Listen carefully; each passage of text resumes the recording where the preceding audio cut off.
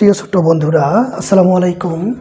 আজকের ক্লাসটি হবে আমাদের পঞ্চম অধ্যায়ের শেষ পর্ব। আমরা পঞ্চম অধ্যায়ের বেসিক আলোচনা থেকে অনুশীলনীর সকল অঙ্কই বিস্তারিত ব্যাখ্যা সহ আলোচনা করেছিলাম। তো আশা করি তোমরা উপকৃত হয়েছ। তো আজকে আমরা অনুশীলনীর সর্বশেষ যে সৃজনশীলটি রয়েছে 35 নাম্বার, তো এই সৃজনশীলটি আমরা ব্যাখ্যা সহ বিস্তারিত আলোচনা করব। তো এখানে কি বলা আছে, আমরা প্রথমে আমাদের যে উদ্দীপকটা রয়েছে এটাকে আমরা ভেঙে চুরে একবারে খুঁটিনাটি সহ জেনে নিব। কি বলা আছে যে 3টি ক্রমিক স্বাভাবিক সংখ্যার যোগফল হচ্ছে কত? 24। খুবই সোজা সাপটা কথা যে 3টা সংখ্যা যোগ করলে 24 পাওয়া যাবে। এখন এখানে শর্ত হলো সংখ্যা তিনটাই হইতে হবে ক্রমিক স্বাভাবিক সংখ্যা। এখন ক্রমিক স্বাভাবিক সংখ্যা বলতে আমরা কি বুঝি? প্রথমত ক্রমিক কথার মানে হচ্ছে যে কোনো সংখ্যা হচ্ছে সিরিয়ালি থাকবে, মানে 1-এর পরে 2, 2-এর পরে 3, 3-এর পরে 4, অথবা 10-এর পরে 11, 11-এর পরে 12, 12 পরে 13, মানে কোনো একটা সংখ্যা শুরু হওয়ার পরে ক্রমান্বয়ে চলতে থাকবে সংখ্যাগুলো, এটা হচ্ছে আমাদের ক্রমিক। আর স্বাভাবিক সংখ্যা বলতে আমরা কি বুঝি? স্বাভাবিক সংখ্যার ব্যাপারটা হচ্ছে 0 থেকে বড় যে সংখ্যাগুলো রয়েছে, অর্থাৎ +1, +2, +3, +4, +5, মানে এভাবে করে অনন্তকাল চলতেই থাকবে। মানে পজিটিভ সকল সংখ্যাগুলো, যেখানে ভগ্নাংশ থাকা যাবে না, দশমিক থাকা যাবে না, সেই সংখ্যাগুলো হচ্ছে আমাদের স্বাভাবিক সংখ্যা। তো এখন এই 3টা ক্রমিক স্বাভাবিক সংখ্যার সমন্বয়ে পাওয়া যাবে হচ্ছে 24। তাহলে এখন এই সংখ্যা তিনটা কি? সেই সংখ্যা 3টা আমরা জানি না, আমরা এটা বের করব। এখানে খ নাম্বার প্রশ্নের মধ্যে এটি বলেছে যে সংখ্যা 3টি নির্ণয় করো, সংখ্যা 3টি নির্ণয় করো। আচ্ছা, এখন ক নাম্বার প্রশ্নে যেটা বের করতে হবে যে সবচেয়ে ছোট সংখ্যাটি যদি x হয়, এখন অপর 2টি সংখ্যা x এর মাধ্যমে প্রকাশ করতে হবে। আচ্ছা, আমরা কিন্তু স্পেসিফিক সংখ্যা 3টা জানি না। মজার ব্যাপার হচ্ছে এই সংখ্যা 3টা বের করার পর আমরা যদি যোগ করি তাহলে কিন্তু আমাদের যোগফলটা 24 পাওয়া যাবে। এখন আমরা সংখ্যা 3টা বের করব, এটা একটা ইন্টারেস্টিং ব্যাপার। সংখ্যা 3টা কি হবে? এখানে কিন্তু আমি 10-এর পরে 11 বললাম, 11, 10 আর 11 যোগ করলে আমরা কত পাই? 21 পাই। তারপরে আমি যদি 3 যোগ করি তাহলে 24 হয়। ব্যাপারটা কিন্তু এরকম না, মানে 3টা সংখ্যা ক্রমান্বয়ে একটার পর একটা থাকবে এবং যোগ করলে 24 হবে। তাহলে সেই সংখ্যা 3টা কি হবে এটা আমরা খুবই মজা করে বের করব। তাহলে প্রথম কাজটি হচ্ছে, প্রথম সংখ্যাটা হচ্ছে x, যেটা আমরা জানি না সেটাকে আমরা x ধরবো। তারপরে 2 নম্বর সংখ্যা, 3 নম্বর সংখ্যাটা কি হবে এটা আমরা কি ধরবো?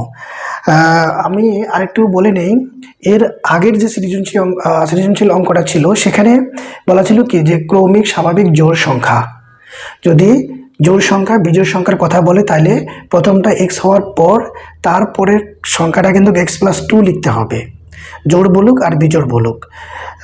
তৃতীয় নম্বর সংখ্যাটা লিখতে হবে x+4, প্রথমটা x, তারপর x+2, 3 নম্বরটা x+4, 4 নম্বরটা লিখতে হবে x+6। এটা শুধুমাত্র যদি বলে ক্রমিক স্বাভাবিক জোড় সংখ্যা বা বিজোড় সংখ্যার কথা থাকলে আমরা এভাবে লিখব।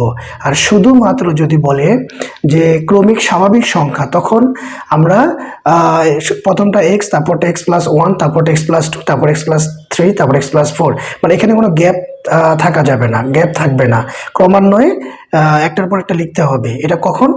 যদি বলে ক্রমিক স্বাভাবিক সংখ্যা। তাহলে এটা একটু মাথায় রাখতে হবে। তো এখন ক নাম্বার প্রশ্নের সমাধানটা আমরা এখানে কি করব?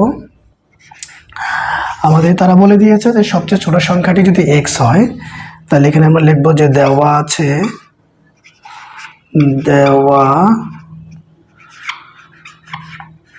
আছে প্রথম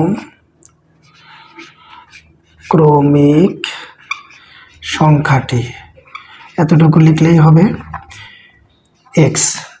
এবার অপর 2টা ক্রমিক সংখ্যা, তাহলে আমরা সুতরাং দিয়ে লিখব যে অপর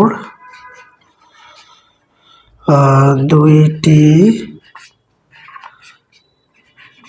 ক্রমিক সংখ্যা যথাক্রমে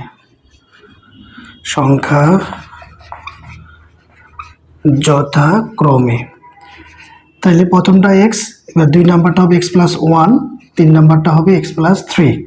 x x plus one x plus three. তাহলে এইভাবে ক্রমিক সংখ্যা, শুধু স্বাভাবিক সংখ্যা যদি বলে ক্রমিক স্বাভাবিক সংখ্যা, তখন হচ্ছে আমরা এভাবে লিখে দেবো, গ্যাপ থাকা যাবে না।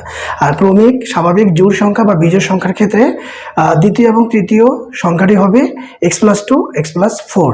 যদি চতুর্থ সংখ্যা বলে এক্স প্লাস সিক্স লিখতে হবে। তাহলে এইভাবে জোড় এবং বিজোড় সংখ্যার ক্ষেত্রে লিখতে হবে। আর যদি বলে শুধু মাত্র ক্রমিক স্বাভাবিক সংখ্যা, তখন হচ্ছে আমরা x plus one x plus three x plus four x plus five এভাবে করে লিখবো। তাহলে এটাই হচ্ছে আমাদের ক নাম্বারের রেজাল্ট। এখন খ নাম্বারে আমাদের কি বের করতে হবে, যে সংখ্যা তিনটা নির্ণয় করো। যে সংখ্যা তিনটা যোগ করলে আমরা 24 পাই। এখন সেই সংখ্যা তিনটা স্পেসিফিক কত, এটাই এখন আমাদের বের করা হচ্ছে টার্গেট।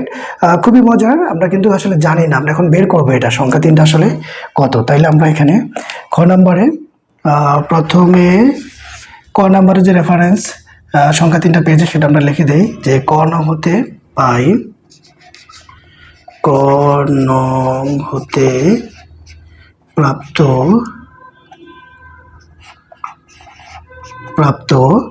সংখ্যা তিনটি যথাক্রমে সংখ্যা তিনটি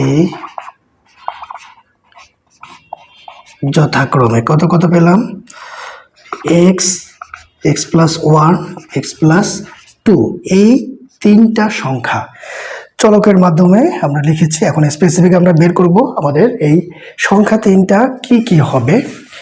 তাহলে আমরা প্রশ্ন মতে কথাটা কেন লিখব, কারণ আমরা লাইনটা প্রশ্ন অনুযায়ী লিখব। তারা কি বলেছে প্রশ্নে, যে সংখ্যা তিনটা যদি আমরা যোগ করি যোগফলটা 24 পাওয়া যাবে। তাহলে আমরা কিন্তু সংখ্যা তিনটা কি কি পেলাম, x x plus one x plus two. যদিও এগুলো আমাদের সুনির্দিষ্ট সংখ্যা নয়, চলক রয়েছে। এখন আমরা স্পেসিফিক বের করব। তাহলে এই তিনটা সংখ্যা যোগ করলে 24 পাওয়া যাবে, তাহলে সমান 24। প্রশ্ন অনুযায়ী কথাটা লেখা হয়েছে, যেহেতু সংখ্যা তিনটা যোগ করলে 24 পাওয়া যাবে। এবার বাদে আমরা এখানে তিনটা এক্স রয়েছে, তাইলে আমরা যোগ করলে পাবো 3x। আর সংখ্যার মধ্যে রয়েছে 1 এবং হচ্ছে 2, যোগ করলে পাবো 3 ইকুয়ালস টু 24। এবার বাদিয়ে আমাদের টার্গেট হচ্ছে আমরা এখান থেকে এক্স এর মানটা বের করব। তো এক্স এর মানটা আমরা পর্যায়ক্রমে বের করব। সমাধানের নিয়ম আমরা শিখেছি, আমরা অলরেডি অনেকগুলো অঙ্ক করে ফেলেছি। সেখানে আমরা জেনেছিলাম কি, বাম দিকের কোনো সংখ্যা আমরা ডান দিকে যদি পক্ষান্তর করি সেক্ষেত্রে চিহ্নের পরিবর্তন হবে, প্লাস থাকলে মাইনাস, মাইনাস থাকলে প্লাস, তারপরে যদি গুণ থাকে ভাগ, ভাগ থাকলে হবে গুণ। এগুলো আমরা বিস্তারিত আলোচনা করেছিলাম। তাহলে এখন আমরা থ্রিটাকে বিয়োগ হবে, যেহেতু এটা বাম দিকে প্লাস আছে। এখন বা দিয়ে আমরা বিয়োগ করে পাবো কত, 21। এবার আমরা এক্স এর মান বের করবো। এখানে আমাদের পর্যায়ক্রমে কাজগুলো করে যেতে হবে। প্রথমে আমরা যোগ বিয়োগের কাজ করে ফেললাম। এবার আমাদের 3 এবং এক্স পরস্পরের সাথে গুণ সম্পর্কে আছে। কোনো সংখ্যা, কোনো রাশি, মানে মাঝখানে যদি কোনো চিহ্ন না থাকে তাহলে আমাদের বুঝে নিতে হবে যে এরা গুণ সম্পর্কে রয়েছে। যেমন 3 এবং এক্স, মাঝখানে কোনো চিহ্ন নাই, এটা গুণ সম্পর্কে রয়েছে। এখন এই 3কে আমরা ডান দিকে নিয়ে যাব। আর আরেকটা কথা, আমাদের যে চলকটা এক্স ওয়াই বা জেড যেটাই হোক না কেন, সেটা সবসময় সিঙ্গেল থাকবে, একা থাকবে, তার আশেপাশে উপরে নিচে কেউ থাকতে পারবে না। এটা হচ্ছে একটা শর্ত। আর আরেকটা ইম্পর্টেন্ট শর্ত হচ্ছে এই চলকটা সবসময় ধনাত্মক হতে হবে। চলকের সামনে মাইনাস চিহ্ন থাকা যাবে না। যদি কখনো চলে আসে সেক্ষেত্রে আমরা উভয় পক্ষকে -1 দ্বারা গুণ করে দিব। ফলে এই চলকের সামনে মাইনাসটা তখন মাইনাসে মাইনাসে প্লাস হয়ে যাবে। আর এদিকে যে মানটা সেটা যদি প্লাসের থাকে তাহলে সেটা মাইনাস হয়ে যাবে। মানে মানটা ধনাত্মক ঋণাত্মক যে কোনো কিছুই আসতে পারে চলকের ক্ষেত্রে, কিন্তু চলকের সামনে অলওয়েজ ধনাত্মক চিহ্ন থাকতে হবে। এটা একটু মাথায় রাখতে হবে, খুবই ইম্পর্টেন্ট কথা। তাহলে আমাদের যেহেতু এক্স এর মান বের করতে হবে, তাহলে আমরা 3টাকে ডান দিকে নিয়ে গেলাম, গুণের জন্য ভাগ হয়ে গেল। তাহলে কাটাকাটি করলে আমরা 7 পাই। তাইলে সুতরাং এক্স সমান আমরা কত পেলাম, 7। তাহলে এই যে আমাদের প্রথম ক্রমিক সংখ্যাটা কি ছিল, তারাই বলে দিয়েছে যে প্রথম সংখ্যাটা কিন্তু এক্স, আর পরের দুইটা আমরা x+2 এবং x+3 লিখেছিলাম। এখন সেখানে মান বসিয়ে দিলে আমরা ক্রমিক সংখ্যা 3টা পেয়ে যাব। তাহলে আমি উপরে জায়গাটুকু একটু মুছে নেই। আমরা প্রথম ক্রমিক সংখ্যাটা পেয়ে গেলাম। তাহলে আমরা লিখে নিব যে সুতরাং প্রথম ক্রমিক সংখ্যাটি 7। x সমান 7 লেখা যায়। x সমান 7 ও দ্বিতীয় ক্রমিক সংখ্যাটি কি ছিল x প্লাস 1।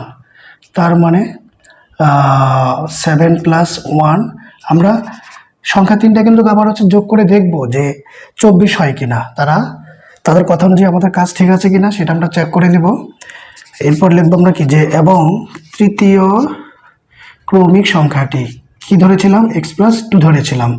তাহলে এখন সমান চিহ্ন দিয়ে x এর মান 7 প্লাস 2 সমান হচ্ছে কত 9। তাহলে এখন দেখো আমাদের প্রথমটা হচ্ছে কত 7, তারপরটা হচ্ছে কত 8, তারপরটা হচ্ছে কত 9। তাহলে আগে আমরা দেখি ক্রমিক হয়েছে কিনা। 7, 8 এবং হচ্ছে 9। তাহলে পরপর আছে মানে কি আমরা বুঝবো এগুলো ক্রমিক সংখ্যা। 7, 8, 9 সিরিয়ালি আছে। এখন আমরা দেখব তাহলে ক্রমিক হয়েছে, আমরা বুঝলাম ক্রমিক হয়েছে। এবার আমরা দেখবো এদের যোগফল 24 হয় কিনা। 7 আর 8 যোগ করলে আমরা পাই কত 15, 15 আর 9 যোগ করলে হয় কত 24। তার মানে তাদের কথা অনুযায়ী আমাদের যে কাজটা সেটা ঠিক আছে। তাহলে এটাই হচ্ছে আমাদের অ্যান্সার। আমরা এখানে লিখে নিব কি যে নির্ণয় ক্রমিক সংখ্যা তিনটি বা নির্ণয় তিনটি সংখ্যা 7, 8, 9। তাহলে হয়ে গেল খ নম্বর প্রশ্নের সমাধান। খুবই ইন্টারেস্টিং ব্যাপার। আমরা প্রথম দিকে জানতাম না আসলে সংখ্যা তিনটা আমাদের কি, মানে উদ্দীপকে তারা বলেছে তিনটা ক্রমিক সংখ্যা যদি যোগ করি তাহলে হবে কত 24। তাহলে এখন ক্রমিক সেই সংখ্যা তিনটা কি আমরা জানতাম না। এই যে আমরা অঙ্ক করে রেজাল্টটা বের করে ফেলেছি তিনটা সংখ্যা কি কি হবে। তাহলে এটার মধ্যে একটা আনন্দ আছে, একটা মজা আছে। তাহলে অঙ্কের যে একটা আনন্দ, একটা মজা, এটা যদি আমরা ফিল করতে পারি তাহলে অঙ্কের প্রতি যে একটা অনীহা, যে একটা বিরক্তি ভাব সেটা আমাদের আর থাকবে না। আমরা মজা নিয়ে হচ্ছে অঙ্ক করতে পারবো। এটা হচ্ছে চিন্তা করতে হবে। আচ্ছা, এখন গ নাম্বার প্রশ্নটার মধ্যে কি বলা আছে, ওয়াই একটি সংখ্যা, ওকে, যার দ্বিগুণ। তাহলে কি হলো 2y। আচ্ছা, এরপরে প্রাপ্ত সবচেয়ে ছোট ও সবচেয়ে বড় সংখ্যা দুইটি। তাহলে প্রাপ্ত সবচেয়ে ছোট সংখ্যা মানে খ নাম্বারের কথা বলা হয়েছে। খ নাম্বারে আমাদের সবচেয়ে ছোট সংখ্যা কি ছিল 7, আর সবচেয়ে বড় সংখ্যা কত 9। তাহলে এই যে 7 এবং 9 এরপর কি বলা আছে, এদেরকে যদি আমরা যোগ করি যোগফল 4 অপেক্ষা বেশি হবে। আমি আবারও বলি, প্রাপ্ত সবচেয়ে ছোট সবচেয়ে বড় সংখ্যা দুইটির যোগফল, ওকে ফাইন।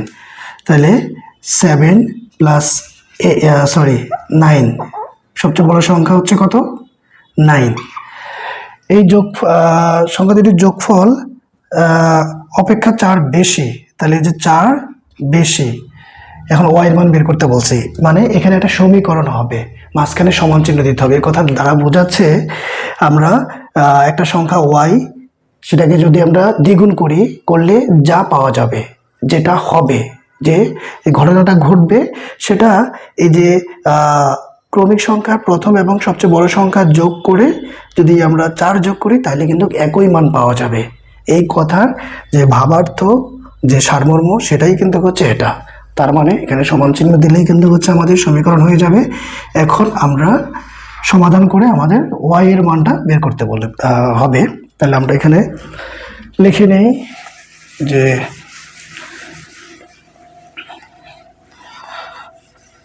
আগে একটু রেফারেন্স দিয়ে নিতে হবে আমাদের, যে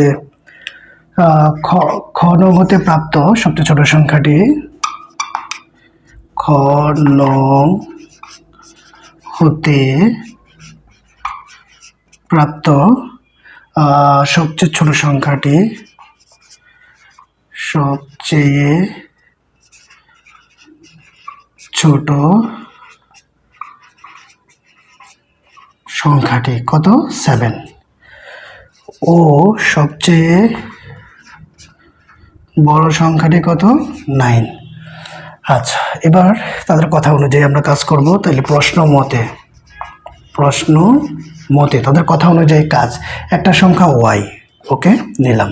এবার এটার দ্বিগুণ 2y, এরপর কি আছে কমা, দ্বিগুণ করলে কি হবে, কি ঘটনা ঘটবে, তারা বলেছে প্রাপ্ত সবচেয়ে ছোট ও সবচেয়ে বড় সংখ্যা দুইটির। প্রাপ্ত সবচেয়ে ছোট হচ্ছে 7 ও সবচেয়ে বড় হচ্ছে কত 9। এদের যোগফল অপেক্ষা 4 বেশি যদি এই সংখ্যার সাথে আমি দ্বিগুণ যোগ করি, সরি, যদি প্রাপ্ত ছোট এবং বড় সংখ্যার যোগফলে যদি 4 যদি যোগ করি তাহলে এটা সমান হবে। এটার মানে হচ্ছে এটা।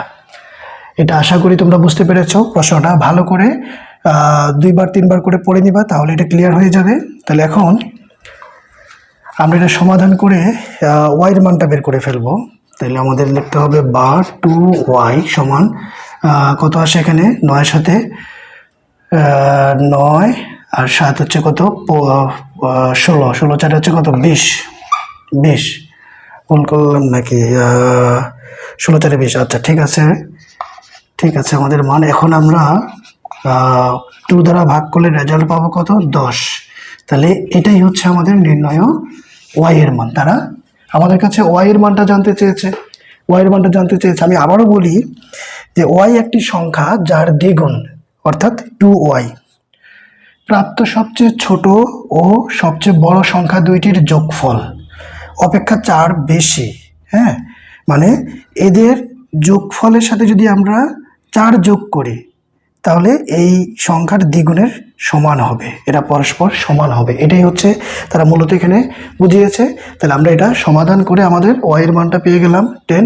তাহলে এটা হচ্ছে আমাদের রেজাল্ট। তাহলে আমাদের সবচেয়ে বেশি গুরুত্বপূর্ণ, সবচেয়ে বেশি জোর দিতে হবে প্রশ্নের উপরে। প্রশ্ন বারবার পড়তে হবে, তাহলে হচ্ছে অঙ্কগুলো আমাদের মাথায় গেঁথে যাবে, অঙ্কের মজাটা আমরা পরিপূর্ণভাবে পাবো।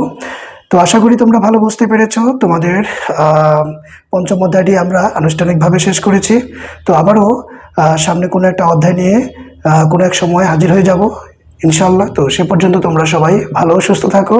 সবার জন্য দোয়া ও শুভকামনা রইল। আসসালামু আলাইকুম।